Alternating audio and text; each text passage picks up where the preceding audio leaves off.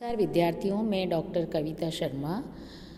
हमने अभिज्ञान शाकुंतलम में पढ़ा कि राजा दुष्यंत शकुंतला पर आसक्त हो जाते हैं और वह आश्रम वासियों को किसी प्रकार का कोई कष्ट न हो इस प्रकार का प्रयास करते हैं और अपनी सेना को आश्रम से दूर भेज देते हैं। इसी बीच में राजा दुष्यंत के पास दो मुनि कुमार आते हैं और राजा के शरीर की तेजस्विता को देख कर के वो विचार करते हैं कि राजा और ऋषि में कोई विशेष फर्क नहीं दिखाई दे रहा है। उसी संदर्भ में श्लोक है, अध्याक्रांता वसति अमुना अपि आश्रमे सर्वभोग्ये रक्षा योगात् अयमपि तपः प्रत्यहं संचिनोति अस्या अपि द्याम स्पृशति वसिनः चारण द्वंद्वगीतः पुण्य शब्दो मुनि इति मुह केवलम राजपूर्व। इस श्लोक में सभी पदों का दो अर्थ बताया गया है।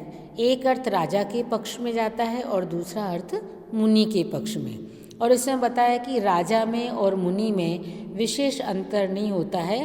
राजा में केवल पहले राज शब्द लगा होता है और वह राजर्षि कहलाता है और ऋषि केवल ऋषि होता है। तो कह रहे हैं कि अध्याक्रांता वसति अमुना अपि आश्रमे सर्वभोग्ये, कि अमुना अपि इसके द्वारा भी, यानी इस राजा दुष्यंत ने भी सर्वभोग्य आश्रमे, सभी के द्वारा भोग करने योग्य आश्रम में, राजा ने कौन से आश्रम में प्रवेश किया है? गृहस्थाश्रम में अध्याक्रांता वसति, अपना निवास स्थान बनाया है या प्राप्त किया है। तो जिस प्रकार एक मुनि सभी बटुजनों या धार्मिक व्यक्तियों के द्वारा आश्रय करने योग्य वनाश्रम में अपना निवास स्थान बनाता है, उसी प्रकार राजा दुष्यंत ने गृहस्थाश्रम में अपना निवास स्थान बनाया है। रक्षा योगात् अयमपि तपः प्रत्यहं संचिनोति, और राजा दुष्यंत प्रत्येक दिन प्रजा की रक्षा करने के उपाय से या रक्षा करने के बहाने से प्रत्येक दिन तप का संचय करता है। और उसी प्रकार जो मुनि होता है वह अपनी शरीर की रक्षा किए जाने के कारण या अष्टांगिक योग अभ्यास के द्वारा प्रत्येक दिन तप का संचय करता है। इस प्रकार मुनि और राजा में कोई विशेष अंतर नहीं है। अस्यापि द्याम स्पृशति वशिनः चारण द्वंद्व गीतः पुण्य शब्दो मुनि इति केवलम राजपूर्व।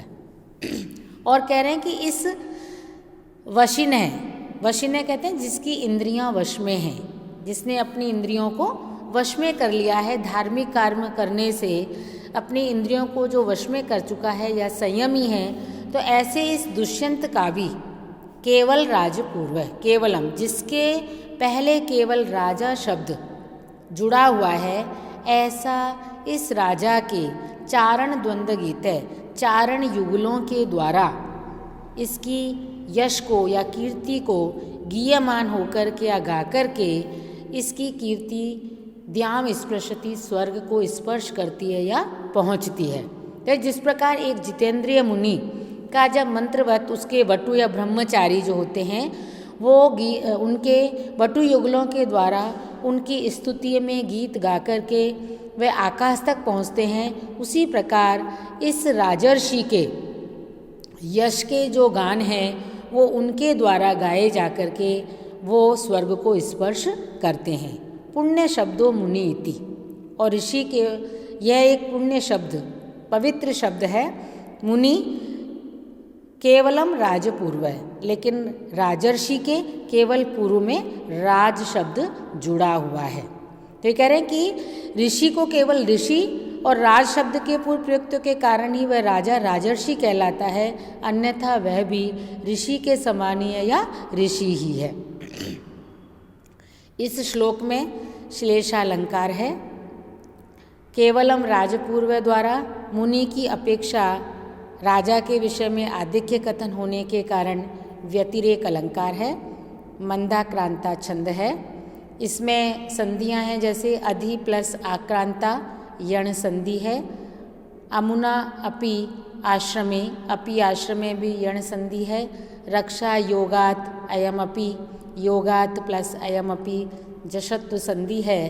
तय को झलाम जशो अंत्य सूत्र से दय हो गया है। प्रति अहम में भी यण संधि है। अस्य अपि में दीर्घ संधि है। वशिनः चारण द्वंद्व गीत विसर्ग संधि है। मुनि इति, मुनि प्लस इति ऋतु विसर्ग संधि है। इति